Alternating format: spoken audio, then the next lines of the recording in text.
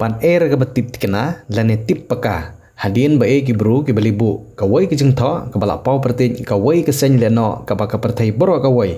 Tin bhaka sir bhaka kata ha ka sen leno ISIS lane ka Islamic State of Iraq and Syria. La u area kemandan ketika sen leno u Aminur Islam.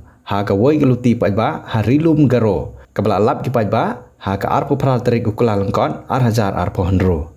Ka baka te ki sen leno ISIS Paka ya ki pajba bacai no ki cimut lagni ke jaka hapo snam ar hajar ar pohonyau bat lada mujir kite kan sajo kajeng saja Maria jo jeng tip halor kete baca berngem ki pajba wood pur stet bahago khobor hadu ki bor sarkar ke sarkar jela Meghalaya ha ka bawa prestun tensong ubaman khenyu sumbut menteri rangba ke sarkar jela ubaman ro khenyu menteri bama ya ketenat pulit ong u bakani der ke kam ka barit ka baria ka baci kensting henry de ke kam ka ba e bha bat ong u ba ka sarkar cile ka badan kam baro nadu ka baci pha tokit lane phorei ha ki bru ki ekti ha ke ni ka kam nalor kata lada ekam baciwat majorab da ka sarkar pedang ro hablei lagluk di trekam ong u hang mapun kutte kentu hagi pajba bacai cilong di bajajai sumar bha bat pikir habat leibawan rengkat kabai ke bajo trilang baka sarkar laj bacimut kono ka jingja basosi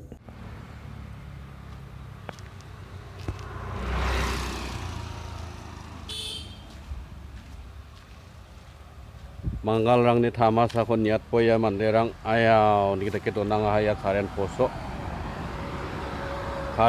za cable poso saya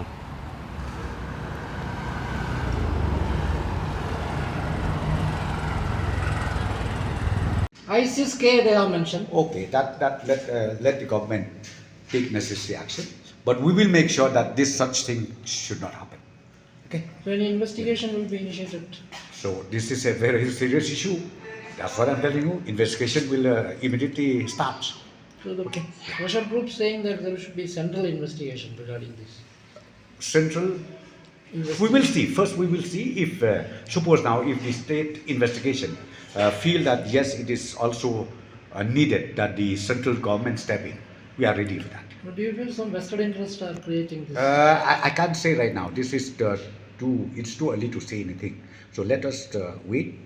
Then we'll see. So you have sought report from the SP or the DC? We are already on the job. Okay. Thank you so much.